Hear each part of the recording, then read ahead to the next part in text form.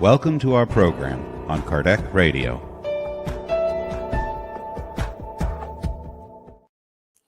Welcome, dear viewers and listeners at Kardec Radio. Here we are in another episode, let's say this way, of our health and spirituality program at Kardec Radio. For 14 years, we've been here with you, bringing the greatest minds of this world that have been defining a new way of thinking, generating new ways of feeling, generating even better ways of making our lives better on earth.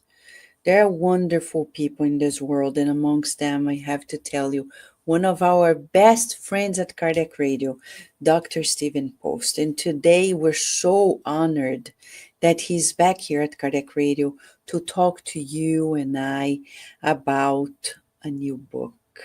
Great minds have to share in so many forms, but books are still the very way.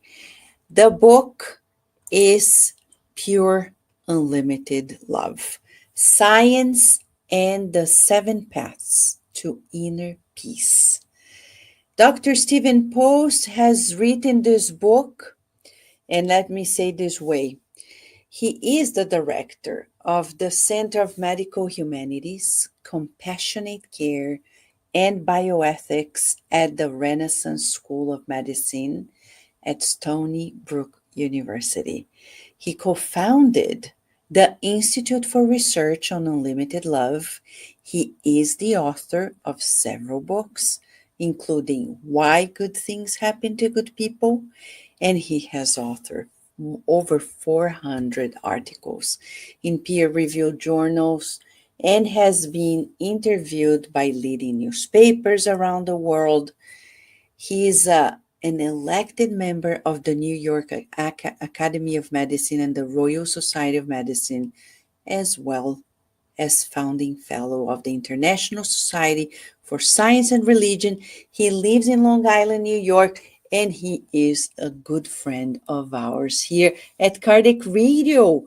Yes, he admires Kardec's works, and we admire his works. In this book, Pure Unlimited Love, what is he telling us? Much of what you've been waiting for. Good news. Nowadays, we need good news. And he invites in this book, Pure Unlimited Love. Feel the title, Pure Unlimited Love. Invites you to incorporate these mantras into your everyday life. You and I need good news. And if you think science doesn't have good news, I tell you, science always has good news. And scientists we say in Spiritism that scientists, they are like ministers of God in the temples of university. They are discovering, quote unquote, the mysteries of life, and they share the findings with much hard work, with much focus, and our lives, little by little, are becoming better and better. So I'm going to introduce to you, and you're invited to join us to ask your questions. We're going to restream this Saturday at 12 p.m. Eastern Time, okay? For those who need it another time. But for now, you can write to us directly here in the chats of our YouTube channel. We have several channels here. We have the British Union of Spiritist Societies with us, the Spiritist Society of Virginia, the British Medical Spiritist Society here with us. We have also the Spiritist Society of Washington, D.C., Kardec Radio. We have its Instagrams, etc. So all of us together viewing this and talking about it. So let's welcome Dr. Stephen Post. Thank you, Dr. Post, for coming to Kardec Radio again. How have you been? I've been fine, Vanessa. It's been a little while since we chatted, but as you know, there's always a warm spot in my heart for the message of Kardec and for the Spiritist movement. And so it's a beautiful thing to come back and and just realize how, despite all the ups and downs of history, your movement has sustained love in the universe. Oh, yes. And we are happy that you're always supporting us and sharing your findings. When you wrote about this new book, I have to share, I was so happily surprised about the title because, as a psychologist, especially nowadays, Dr. Post, we're seeing so much fear, not only in the US, but in the world, so much stress, people feeling uncertainties in life.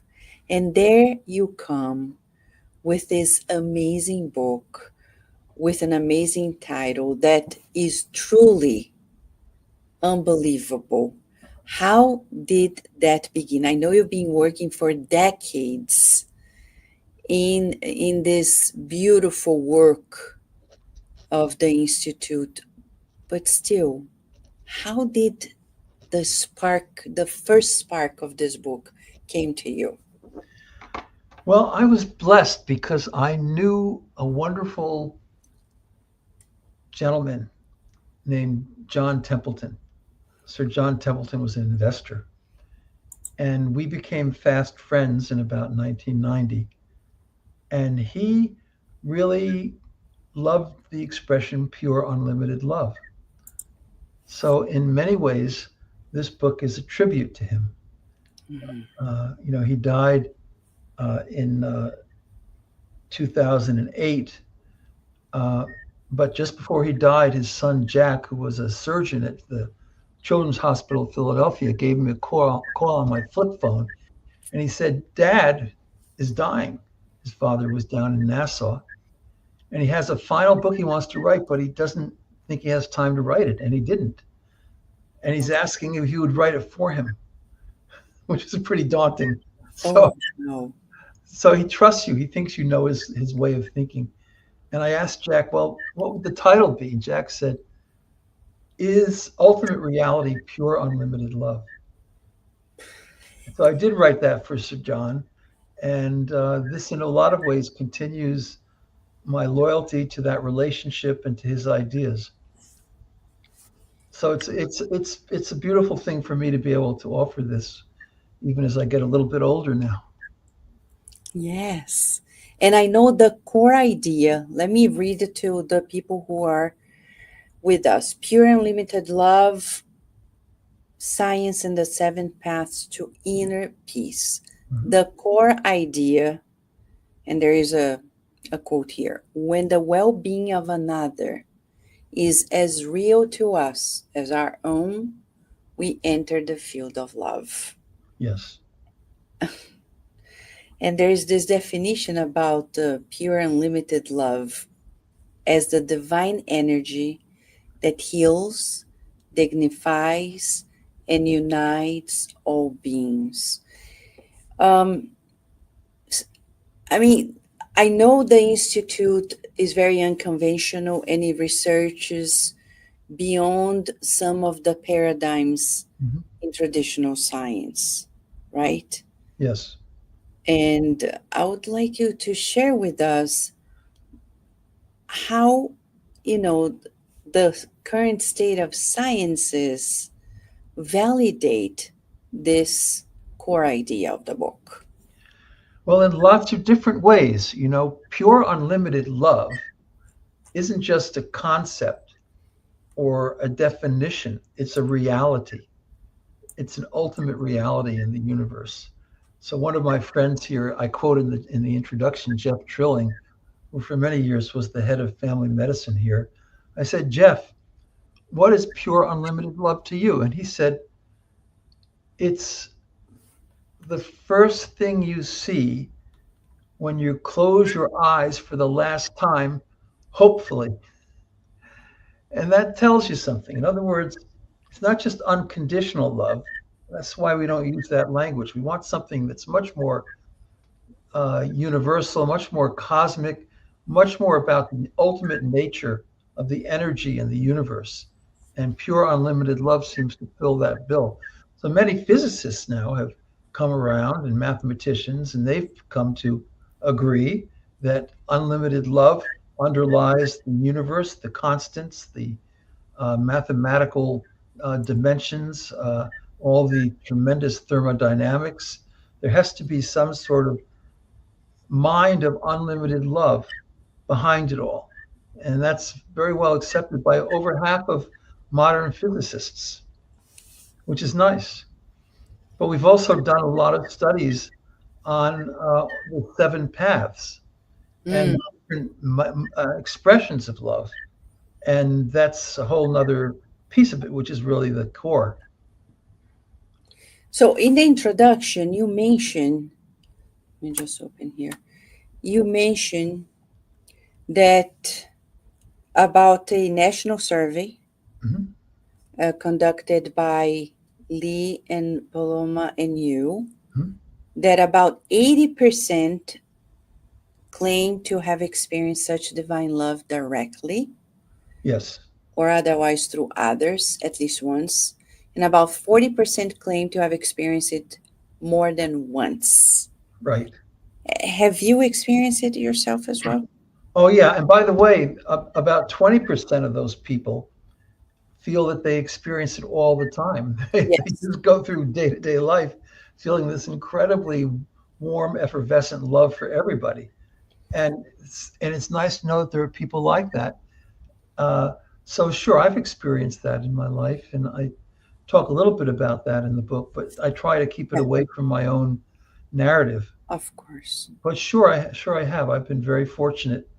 Uh, I had some experiences when I was a teenager that revealed to me the absolute reality of uh, one mind and one heart in the universe, and that when we connect with those dynamics, we feel inner peace. That's the true inner peace. And when we feel inner peace, we can have healing, true healing in our lives, emotionally, but also physically too. So I believe that with all my heart, and that's how I've lived my life with a smile, by the way, and with mirth. Yes. And in this book, there is much shared about research in neuroscience, psychology, talking about the biology of love, for example, right? Yes. And you want to talk about like how altruism can change our neurochemistry, for example? Yeah. Well, that's right. I mean, I actually, altruism is such a broad term. I speak a lot about kind giving in this book because it associates the action of giving with an emotional state of kindness, and that's when you really see the benefits to the giver. And there are all kinds of studies that I cite in the first chapter, which is may you give and glow. Okay, may Yeah. you give and glow, uh, because that's so well established. We did a study of widowers and widowers who had been happily married for many years and were going through grief and bereavement. That's something that I'm sure you help people with, Vanessa, in your Yeah. practice.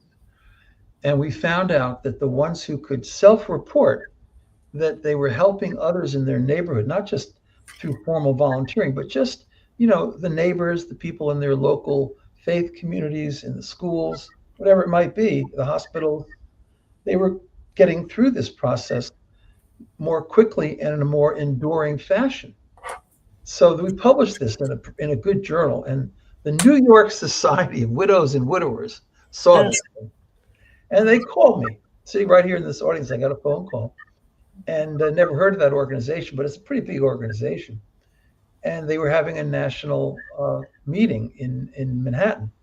So they asked me if I'd come in and give a speech, which I did. And I talked about all the inner benefits of being a kind giver. The Bible says God loves a cheerful giver. And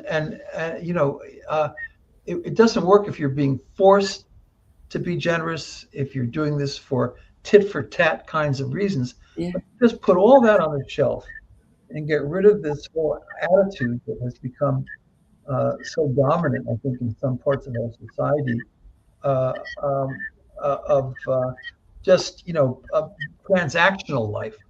It's not transactional.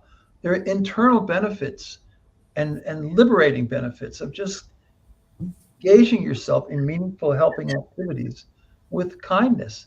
It's not how much you do, but if you do it with kindness, just on average, a couple of hours a week is fine. It's a little more for older adults than it is for teenagers, but it's very interesting to see that. And so we did this study, and then I went into New York and I gave this talk. There were a lot of people there, and in the end, there was a guy in the very back of the room, and he was frantically waving his hands. And I called on him, and he said, "I don't care what you say, buddy. I don't do nothing for nothing." And that's not something that I would expect to hear from a spiritist Yeah. because you move in different realms. Uh-huh. But that's so important, and it was lovely. And so I told him, I said, "Look, I think you got to move beyond that transactional mentality. It's okay for some aspects of life. If you're a hot dog vendor, you're collecting money for hot dogs. But when you're in life generally and you want a meaningful life, just be free in your giving." Yes. So let's talk about these paths. So it's about how to find this inner peace, this joy of living, Mhm. and there are 7 paths, Right. right? And these 7 paths, as you said, like give and glow, Give and glow. That's kind. right. Give and glow is beautiful. And the studies that we've done, national studies, show that people who give and glow feel a higher sense of purpose in life. They feel physically healthier. 80% feel that it improves their emotional health. 80% say they recover from loss and disappointment. It's an amazing benefit. 96% of people feel happier.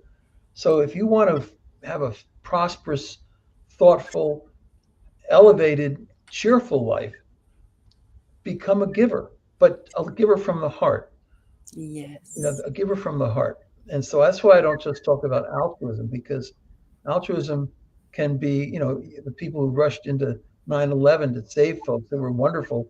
But a lot of them were, they were firemen and policemen, and I honor them. But they Mhm. were doing this because it was part of their job, was in their role. So not the key thing to successful giving is to put the right emotion into it. And Mhm. then the second path, may you heal with kindness. Mhm. And working around, it's not just for people working around hospitals. I do work around hospitals and have for many, many years. But for every kid on the corner, everybody, without exception, you can be a healer. All you have to do is have kindness. And when you interact with people, instead of getting caught up in the nastiness of our culture, the Yeah. negativity, the hostility, the vitriol, even the killing that's going on, Yeah. just put that on the shelf. Don't have anything to do with it. Be strong in your kindness. And kindness is a beautiful expression of love. So that's what we do. We try to teach medical students compassion, empathy, and we do very well. We've won national awards here for that kind of work, and we need it in healthcare, as you well know. There's not enough of it, and when people are kind as healthcare providers, and they stay in touch with that kindness, they don't have burnout, they don't get lost, they don't feel depressed about their work. They feel called in a vocation to do this, and it just goes on and on and on. Yes. So heal with kindness. And this is the second. The third is follow your callings. Follow your callings. That is so important. I wrote that for young people. I think about my own now young adult kids. If you feel that you have some natural gifts and talents that you can use to contribute to the lives of others, you're home free.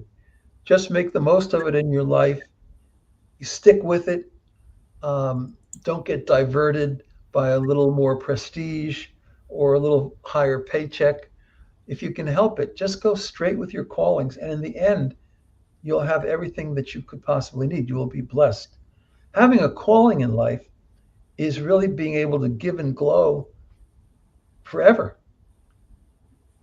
It's a way of giving and glowing day to day. And I've been fortunate. I've been really blessed in life because I knew when I was 15 I was going to be a teacher, and I've been able to do that over the years in various very nice medical schools. I've been around a lot of people, and I take great pride in the students I've helped see this truth that they need to be who they are and follow their hearts and souls, because nobody on this earth should ever be told that they don't have a calling. Mm-hmm. It's humiliating. It steals away their dignity. Everybody has a calling. It can be simple, and it can be um, relatively insignificant in the great eyes of the world. It doesn't matter. Uh, Mm-hmm. just follow your calling. Yeah, it's not easy. Like when kids go to school, they do these tests. And I remember my daughter Virginia coming home one day last year and saying, Mom, these tests cannot portray who I am. Right. You cannot tell. That's not what I will be. And I said, Don't worry about it. I'm a psychologist. I tell you, they're instruments and instruments. They're using one of them. It's valid, but not necessarily for everybody. So you shouldn't fit yourself in a box. School systems sometimes teach people how to fit in with Yes. certain kinds of occupations.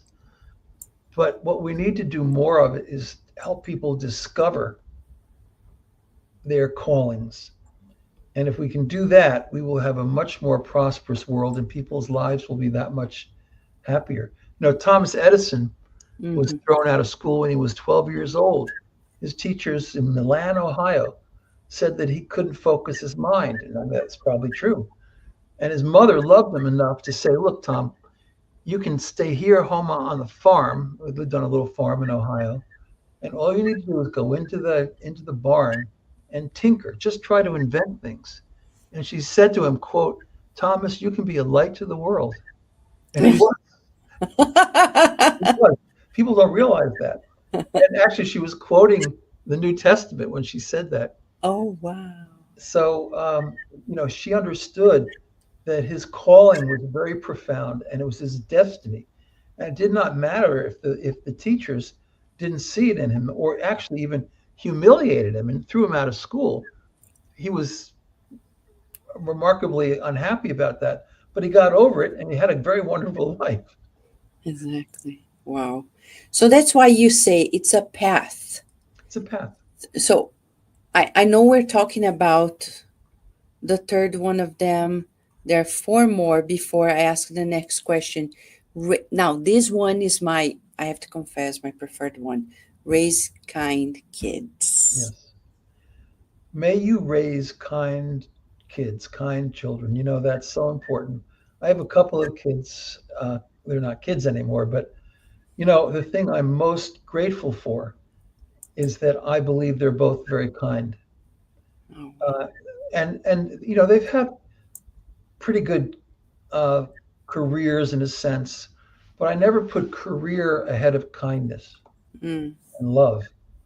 And I think what happens from the studies that we've supported actually is that parents tend to emphasize kindness until their children turn, into the young teens, and mm. now they're competing for the better universities, and the kindness sort of recedes, and that's too bad because in the end, you're going to be more successful with kindness than without it, obviously.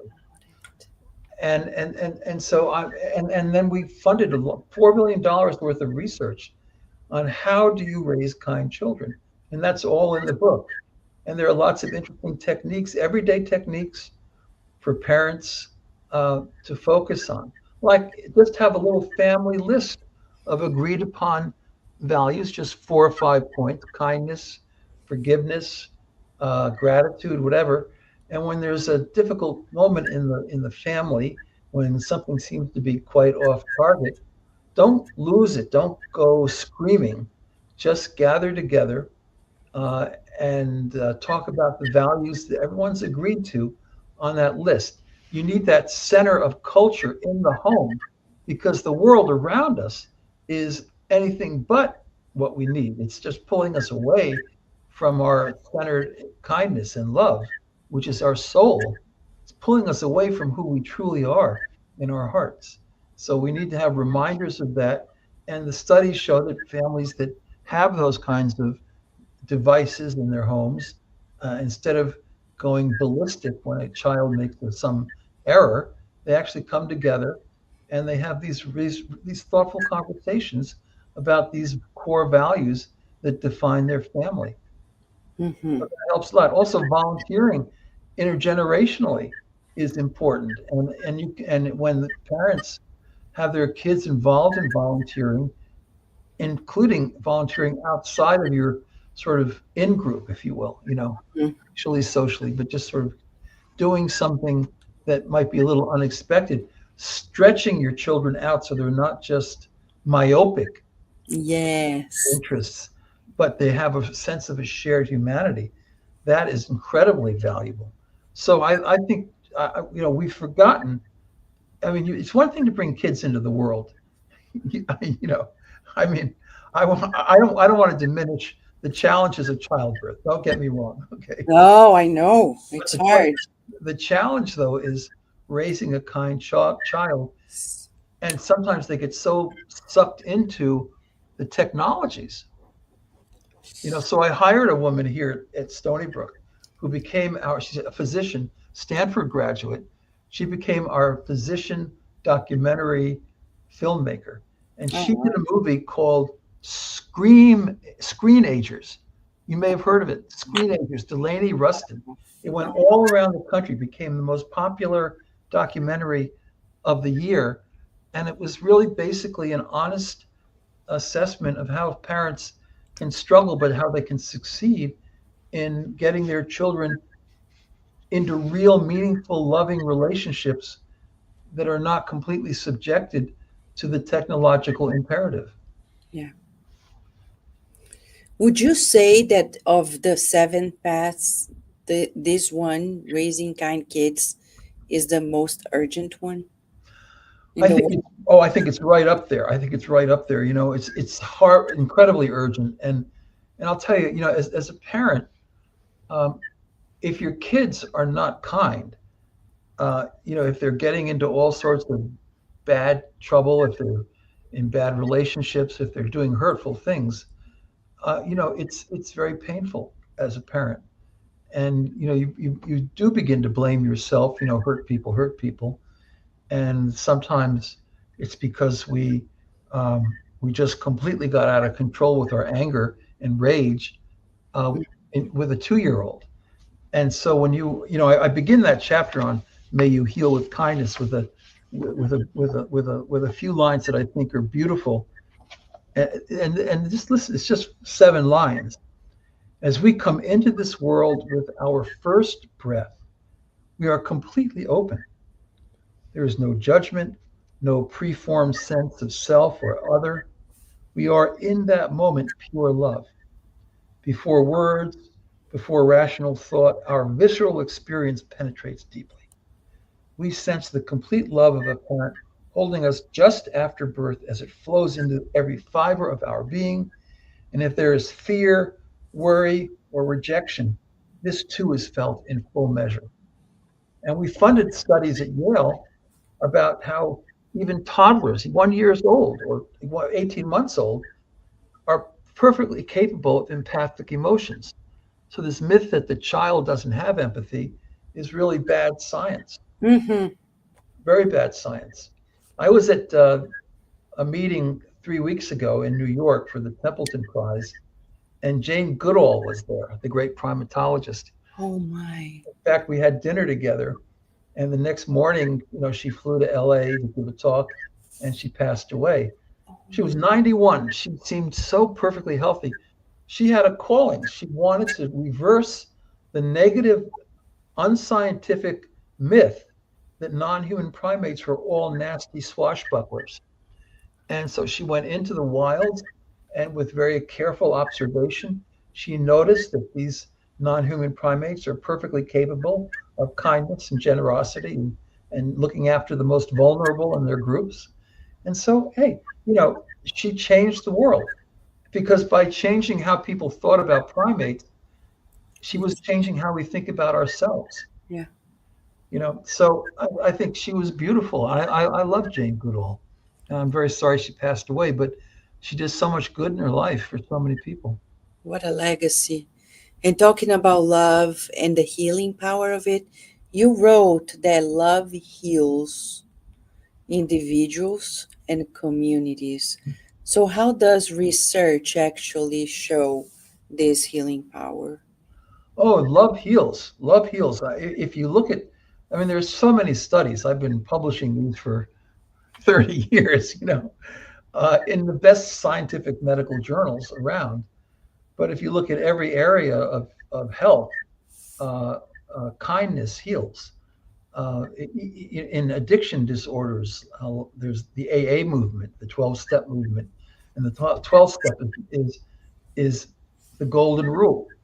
Uh, may you do unto others as you would have them do unto you.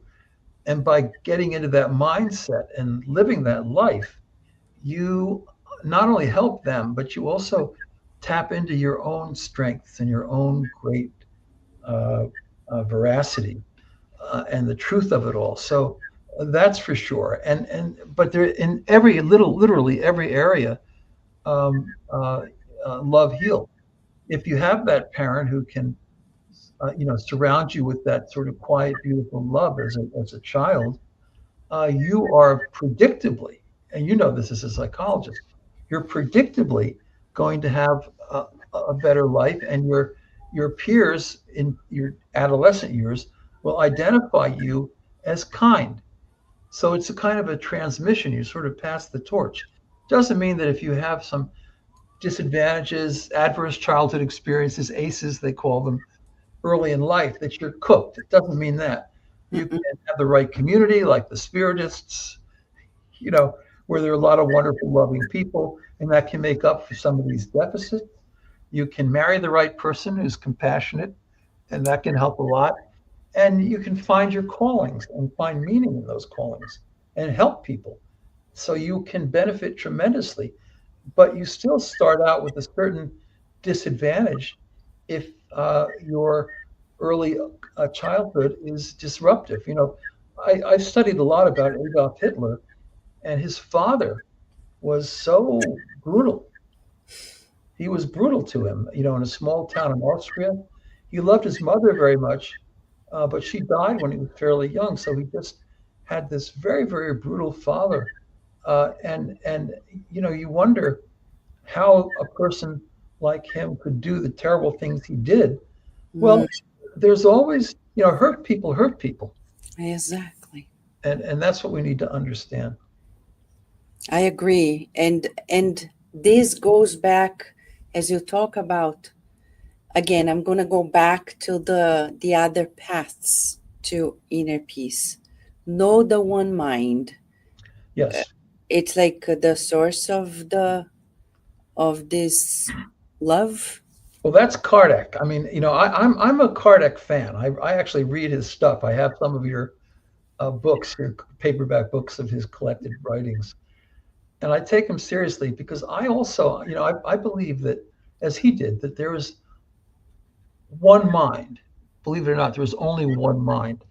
I don't think he thought that our individual minds were derived from brain and tissue and cells. I think he felt No. that our brains were the conduits Yes. for mind, and we all participate. We all are centers of the divine mind. But ultimately, as I think Einstein wanted to say, and as many others have said, Schrodinger, the great physicist, there is only one mind. That's what Hinduism always argued, and Buddhism. And I believe that if you look at Christianity rightly, it also has that. So he believed that there is one mind. And that's why we can be inspired. We can feel invaded by a kind of love and creativity. I give some nice examples of that. Even Ramanujan, the great mathematician from southern India, He never studied mathematics, but this was about 1900. He would be praying and at the foot of his goddess, he would receive these inspirations. And then he would write them down in the dirt with his finger. And he'd come back later in the day and he would put them in his notebook. Famous Notebooks of Ramanujan. And there's a whole movie about this called The Man Who Knew Infinity. And he was invited to Cambridge University. He lasted a few years there. And then he went back to India, and he had a hard time in life because he didn't have any money to speak of. But, you know, in the middle of Cambridge University, at the most distinguished college, Trinity College, where Stephen Hawking and all these great people went to school, there in the middle of that library are the two notebooks of Ramanujan in a beautiful black glass case. And it is said that those formulas that he felt he received, they're the basis of a lot of quantum physics. And not all of it, but most of it. So somehow or another, his creativity he didn't feel it was his creativity. He felt it was the creativity of this great intelligence, this great mind. But it wasn't just a great mind, it was a great heart. He also believed, and I believe, in the universal heart, that there's a heart underlying the universe, and it's a heart of pure love. And if we just concentrate on that, if we're mindful and meditational and prayerful about it, we can in fact engage with that heart. We can become one with that heart.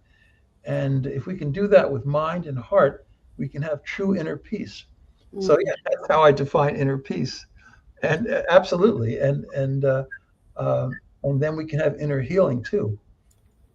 It would be great now that our president is talking so much about peace and the summit of peace that you come and share this view, because you say here, the fifth path, it's page 147, the importance of inner integrity. Inner peace is in significant part the fruit of moral integrity, Yes. being true to conscience and fully integrated with it. And then later in the next subtopic about the eve of destruction, you say the world is replete with people who, disconnected from one mind, seek annihilation of self and others or both.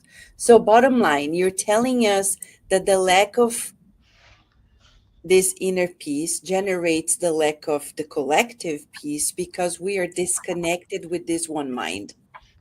Very much so. And so I'm a real believer in the many great mystical figures like Kardec, who has said that, there is this profound love. It's not the love of chocolate.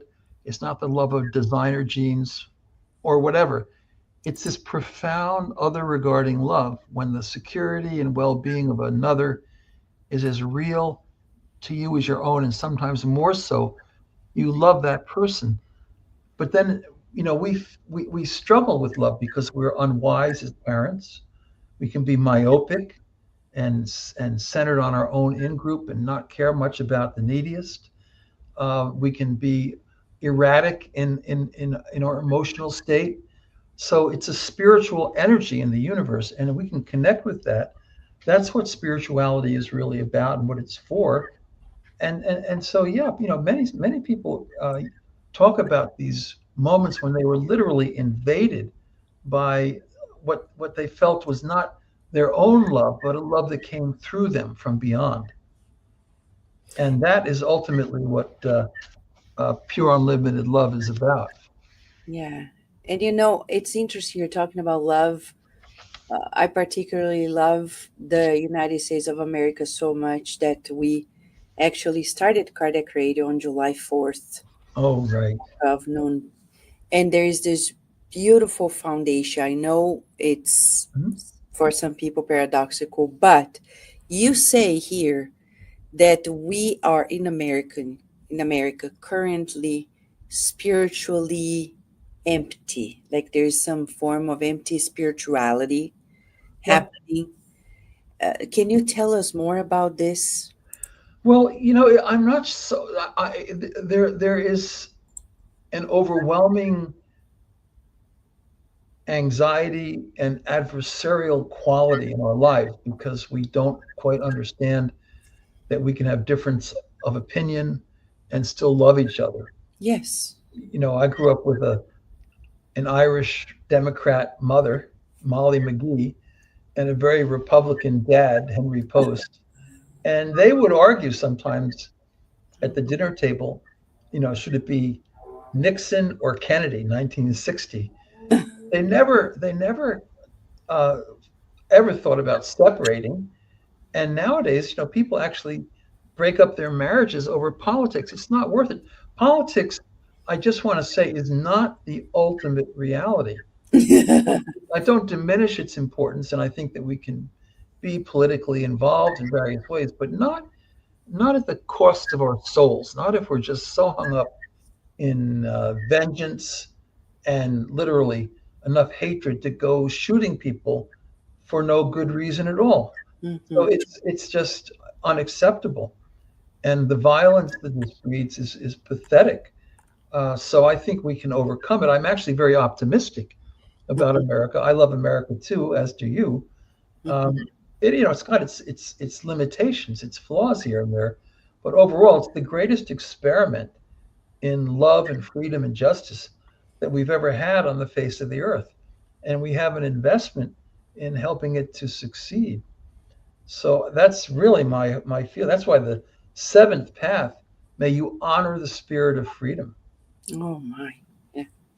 And I don't think free. So just and Kardec agrees with this actually. Yes. He doesn't think that freedom is just a materialistic quality, like Mhm. a dog might chew through a leash to get free. Actually, it won't always do that because if you give it a nice plate of food, it Yeah. would prefer the food to freedom. Yeah. That's been well demonstrated in psychology. They call that learned helplessness. But Yes. I feel as though freedom is a gift in the Hindu tradition, which Kardec was familiar with. Yeah. The nature of the supreme being was basically threefold: love, creativity, and freedom.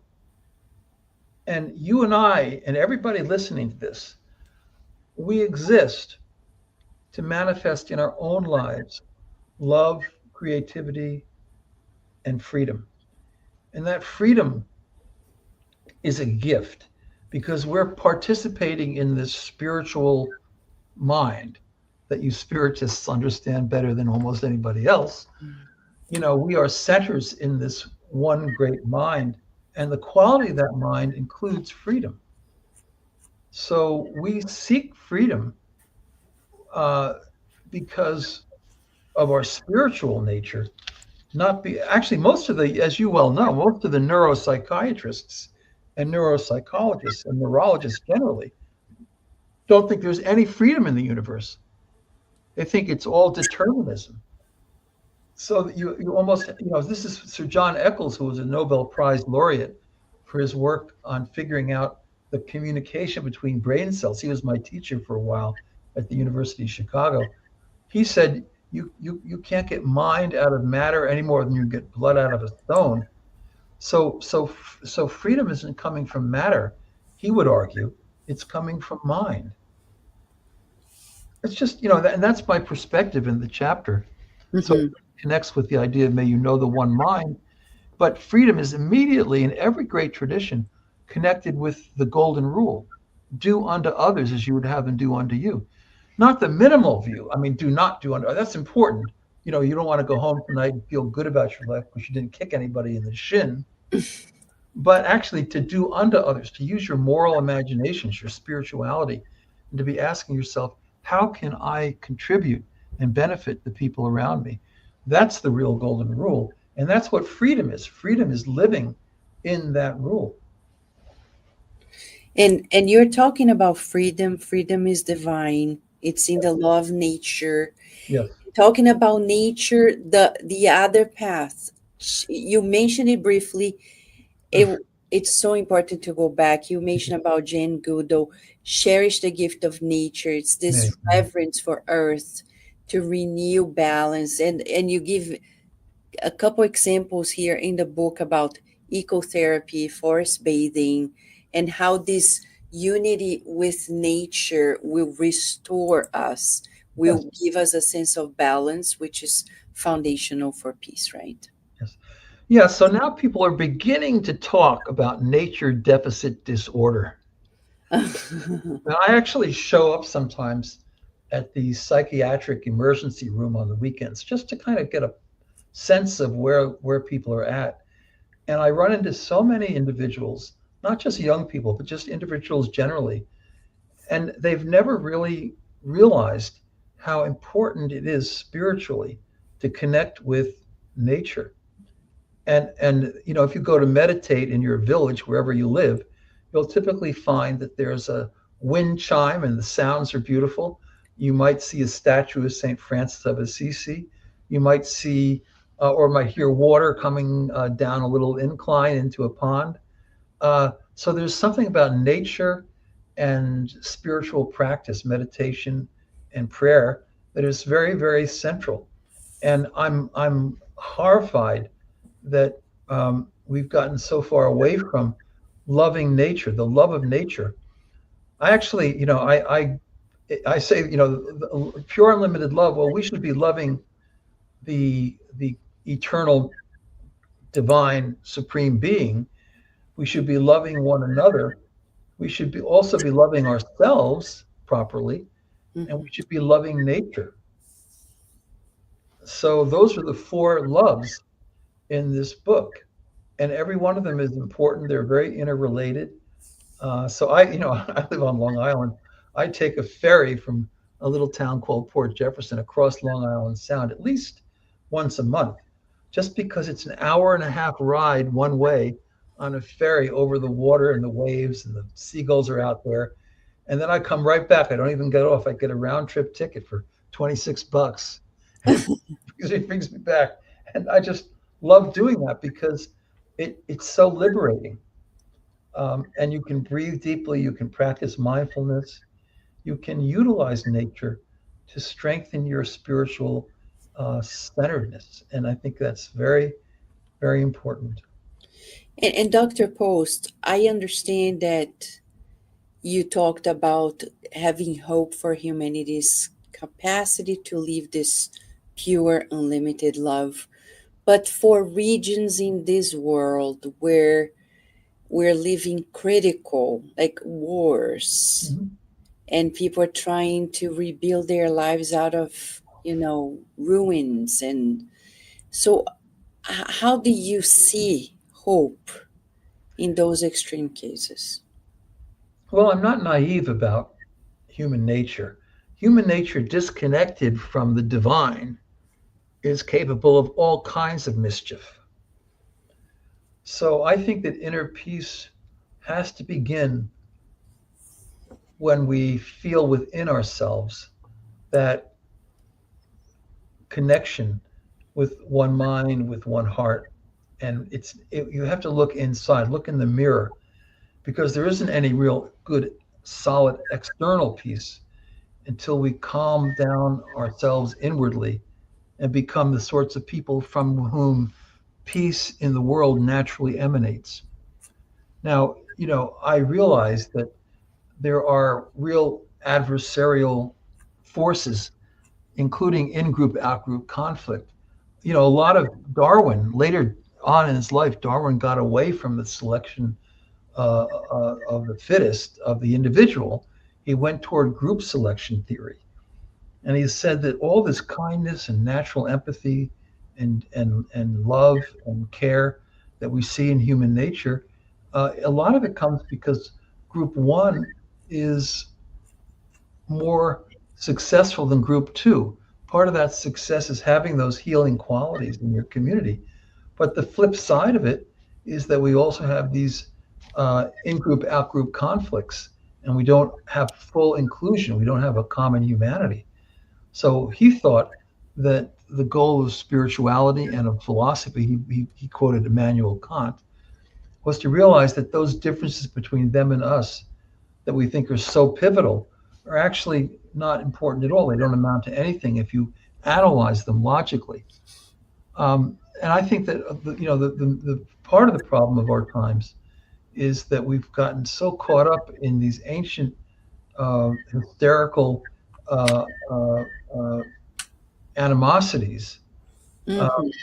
that we have to somehow focus our minds. I do this. This is where daily spiritual practice comes in for me. Exactly.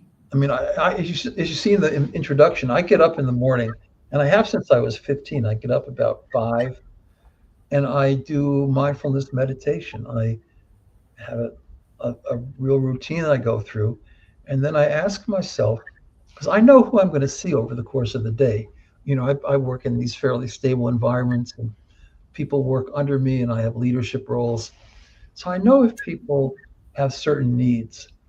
If somebody's youngster is suffering with an addiction, I know when I see that person in the morning, I probably want to be compassionate and listen attentively as he expresses that experience and the frustrations involved.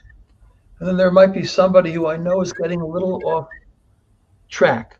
I know they're great people, they have great virtues, but somehow they're losing that inner direction.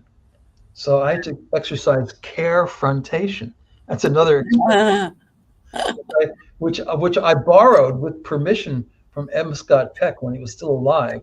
He wrote The Road Less Traveled, and he wrote me. I have a letter from him up here on my shelf. He said, "Stephen, you write a lot about love, but there is such a thing as a love that has to really confront people."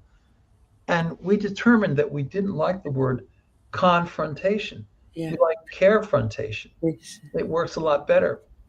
Um, so they're all mirth. I love mirth. I think one of the problems in our culture today, Vanessa, Uh-huh. is that we don't laugh enough. I mean, I agree. no culture on in the history of the world has succeeded if people forget how to have a little laughter and a little lightheartedness. I have a story for you on that. I hear that. When I moved from Brazil to the US 27 years ago, the chairman of my department, Michael Shipley at the University of Maryland, bright mind, he came to me a month after I moved in and he asked me, he was in Brazil.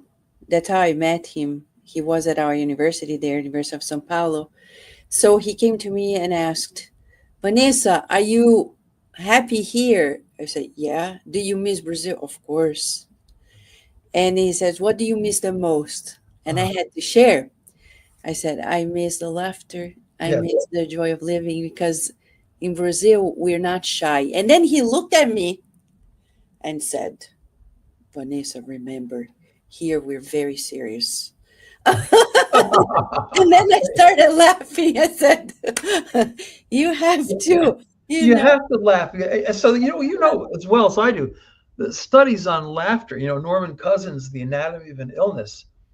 He laughed himself through a very serious case of autoimmune disease, and he wrote a best-selling book. Again, The Anatomy of Illness began as an article in the New England Journal of Medicine, and now at UCLA Medical Center there is the Norman Cousins Center for Psychoneuroimmunology, about how laughter frees us from that heaviness, that dense negative emotion that floods us with stress hormones, and that slows wound healing.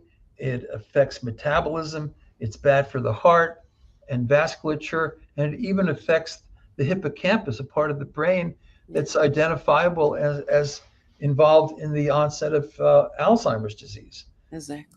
So laughter is so important in a millisecond. So I'm ridiculous. I mean, I was teaching a small group of students this morning, medical students, and I for the first thing I asked, I said, so are you laughing much? And they were all there. They're all so heavily burdened in a lot of ways by their clerkship experience. And I gave them I said, Halloween's coming. And this is a joke for your audience. Always clean, uplifting, and respectful, but never the dark stuff, but always uplifting. And so I said, where do ghosts, because Halloween's coming, Yeah. where do ghosts buy houses? Uh, Do you know? You don't know. no. On dead end streets. That's my joke for all you spiritists out there. Remember that I said that. Dr. Post told you where ghosts buy houses. And the other thing I was saying about a week ago, what do you do if you have dyslexia, Uh, insomnia, and you're an agnostic? Now, spiritists are not agnostics. You believe in some higher being. yeah. But what do you do with it? Well, okay, the answer is you're up all night wondering about the existence of dog. So, never anything that's derisive or unkind or hurtful, but just upbeat humor in small doses. Doesn't have to be long and complicated, but it frees people. And there's so much good literature about the value of laughter.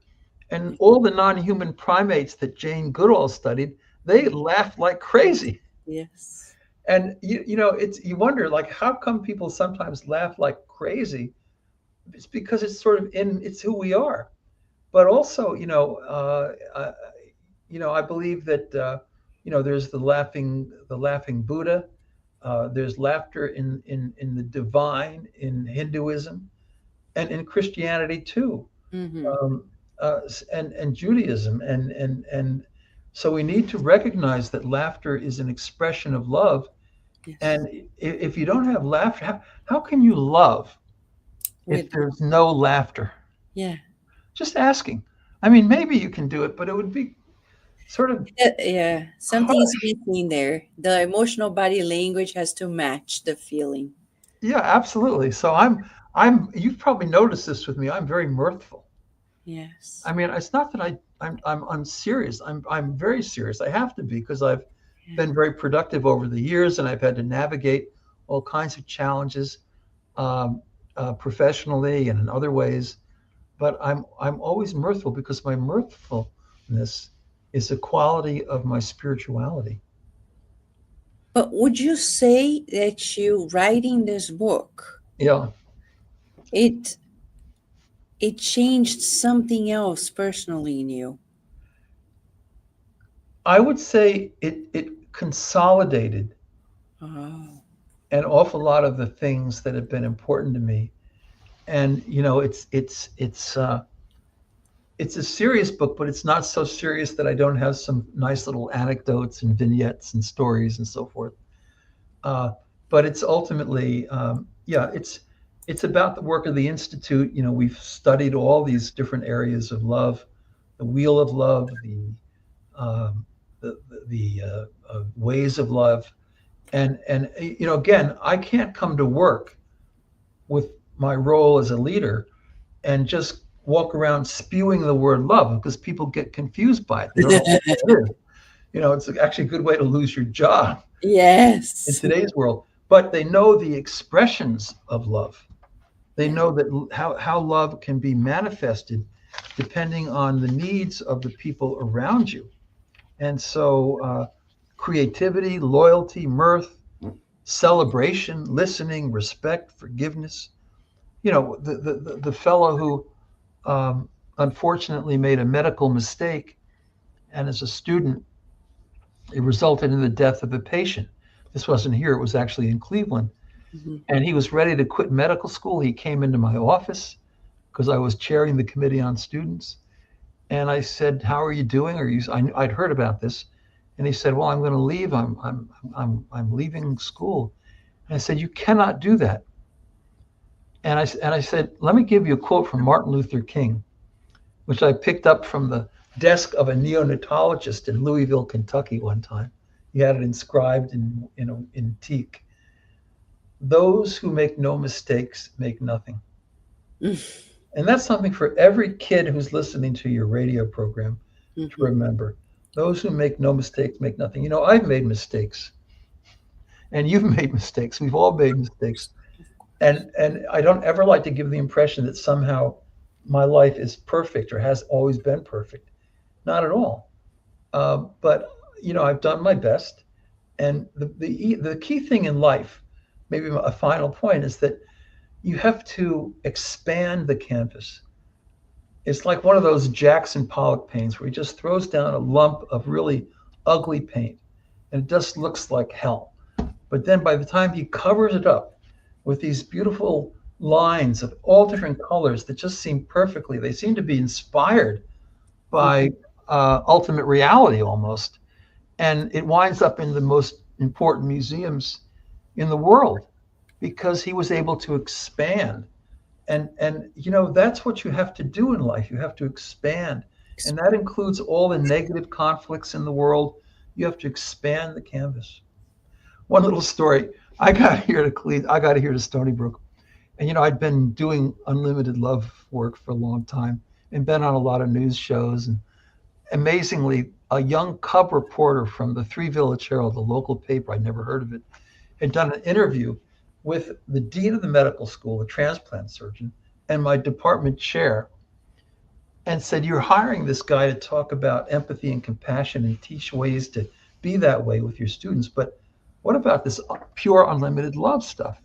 And to their great credit, these individuals, they said, "Well, we're not so sure about that, but we know he'll do a good job."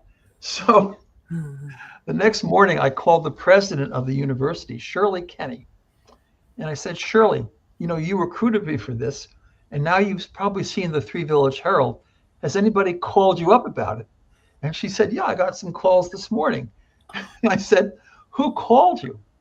The only thing on the cover page of the Three Village Herald, I forgot to say this, was "Unlimited love comes to Stony Brook." Oh, And I wow. thought, holy smokes, how am I going to outlive this? And so I said, "Who called you?" And she said, "Well, a lot of emeritus professors." And then I said, "Well, what did they say?" Well, she said, "They were mostly male professors, and they asked me, what kind of love are we talking about?" And of course, it was mirthful. I mean, we just laughed that one to the end of the day. And and I was coming up. There's an escalator in the middle of our medical school, and I was coming up from the second to the third floor, and there was a guy up on top of the escalator looking down at me, and he had his arms crossed like the old Mr. Clean commercials, kind of burly.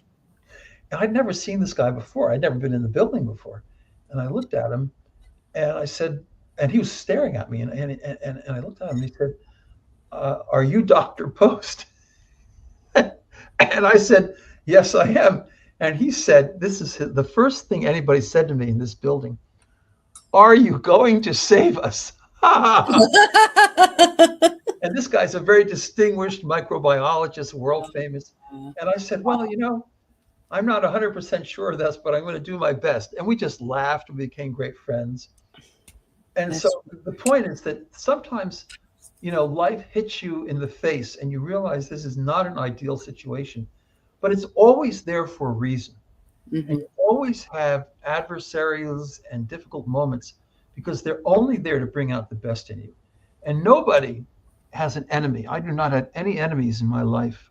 I don't even believe in the idea of love enemies because it assumes a certain construct. I have adversaries and have had adversaries, but I love them because they bring out my best. Interesting, because in this book, for those who are watching us, the uniqueness of the book, besides the topic itself, it's the structure, about the practices that you suggest, the meditation that you also share, and at the very end, I have to read this. At the very end, in the concluding thoughts, it's more than profound. It's true. I am free because I love, and I can love because I'm free being. I'm a free being. I That's right. am never free when I am entrapped in destructive emotions like resentment, bitterness, or hatred. I am never free when I do harm to others or even think about such a thing. I am free because early every day I meditate on pure, unlimited love and how it can take form in the encounters that lie before me. In this mindset and heart set, Mhm. my soul flies light and I manage the day with grace. The spirit of freedom projects into the world from our hearts and minds in awareness of the Supreme. I have to share this with you because you did some work with the youth, and I was present there. Mhm. Cara Correa, too, she was there at the United Nations, Mhm. Yes, yes. right? I I think, remember her very well. right? She's here She wrote with a us. great essay. She gave a great talk. Yeah. She was wonderful. So we have lots of works with youth and children. When I got your book, I said, you know what? That's something we need to do, to have a whole day. Because in our center in Virginia, for Sure. years we've had our heart day. And I see that your book can be the the theme through which we can create several activities for the children, the teens, and the parents, the families, Mhm. to really practice this pure, unlimited love, to really connect and expand, as you said, Yeah. right? Happy to hear that. And if you ever need me to pop down there on the train, I'd be happy to do it pro bono. Oh my, you're Just amazing. pro bono. So just Yeah. let me know. We needed to do an event with you here in Washington, D.C., especially, Yeah. like we did at the museum in D.C. Yeah. And Well, I still have the Kardec uh, book on my shelf at home, and he reminds me in a lot of ways of Sir John Templeton, who they called Templeton the Tennessee mystic. oh He wow. was a great investor, but he also was a believer in the metaphysical reality of pure unlimited love. Yeah, there's much more work to be done. With your book, we need to open more doors, right? Yeah, I do. So I love the Spiritist movement, and so for that reason, if anybody ever wants me to show up, I will show up. That's a promise. Deal. That's the next step. Since this book is being released, people can buy it at Amazon and they can go to your website too.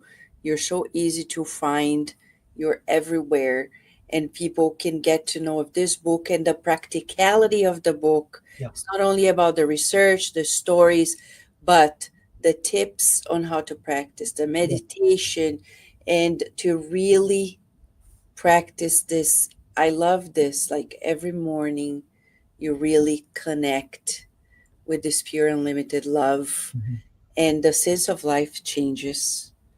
Everything yeah, yeah. changes. The early morning is important because the great Kabbalistic rabbis of Judaism, sent millennia ago, they all said that that's a great time for prayer and meditation because you've just woken up and you're not quite sure where you are. That sometimes happens to me. And also, you're not locked into the chronological pressures of time and the day. So you're sort of beyond time and place. And that's the way the divine is. So if you can meditate and be mindful and feel that infinite mind and that infinite heart early on, that's the ideal time for it. And then you can carry it on through the day. You may have some challenges and get away from it a little bit so you can replenish. Yeah. Um, I have this little thing on my desk here. It's called Just a Moment. It Ah, takes 1 minute, and as the sand goes down through the hourglass, I reorient myself.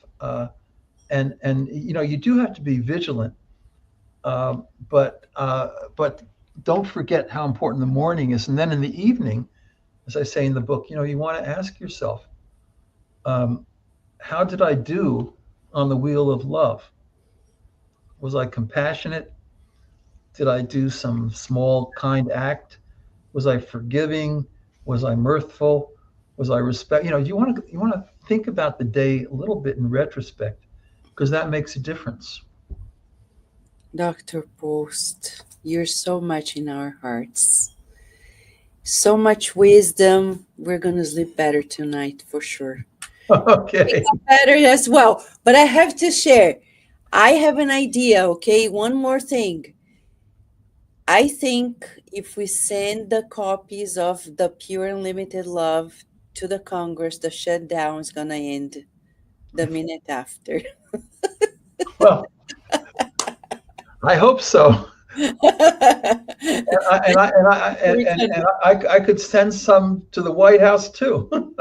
Yes, why not? You know, our group here in Virginia and DC last year at Christmas on Christmas Day and also New Year's, we did this metro campaign where we distributed books and the Spiritist magazine for free in all the 100 metro stations we have in the Maryland, Virginia, DC area. Wow. Wow. So we would gladly do also distribute your book there. So after we get off this evening, Yes. send me an email with your best mailing address because I'm going to mail you Yeah. at least 3 boxes with 20 copies in each one. And you can just do whatever you want with it. There you go. You know, Bring it to Dr. Congress. Post. Bring it to the metro station. Love is magical. Yeah. Certainly, we're going to talk more. We're going to make arrangements also for you to come here. We're going to distribute your books, talk about the books. We're going to restream this very conversation here live on Saturday. So people have more opportunity, especially the people in the other side of the world who are now probably sleeping, but they will be able to join us. We want to thank Dr. Post, people who are here, like Daisy Gallen. She's sharing, like, thank you, Dr. Post, for sharing your research and your wisdom with us. What an inspiration. Loved your jokes. Thanks for bringing laughter and hope. Much gratitude. Carol Correa here, also delighted about it. Maria Plummer, thank you, Maria. I met them in Boston, the 4 sisters. Amazing. She wrote some books for kids. Amazing. She's thanking you for sharing through love. And we have more people in other channels here as well. We don't have more time. Aline is here. I can see the folks and friends. We have so many friends here. They are going to share this interview as well, so more people can get to know of this wonderful news that there is hope and there is a direction. There are paths. All we need to do is wake up early and connect with the pure unlimited love, right? Yes, it takes practice and consistency, but over the course of a lifetime, it really becomes second nature. It's like surfing. You have to paddle really hard to catch that wave, but once you catch that wave, all you have to do is balance. You don't even have to exert yourself. You just balance. And I've been on that surfboard for a long, long time. Oh, wow. Thank you for your leadership and also for your courage to research, to share, and to really lead the world into this new understanding. I hope the whole world gets to know of pure, unlimited love and shares with everyone around. Thank you so much, Dr. Post. Vanessa, it is an honor and a delight, and I'm giving my best wishes to everybody in your Spiritist community and in your family too. Thank you. We're all part of the Spiritist community, of course. Yeah. Thank you so much. We look forward to continuing being in touch with you and do more works. And we look forward to the next time you'll be here at Cardiac Radio too. Thanks. It's always an honor. Take care. Thank you so much. Thank you, friends. See you next time.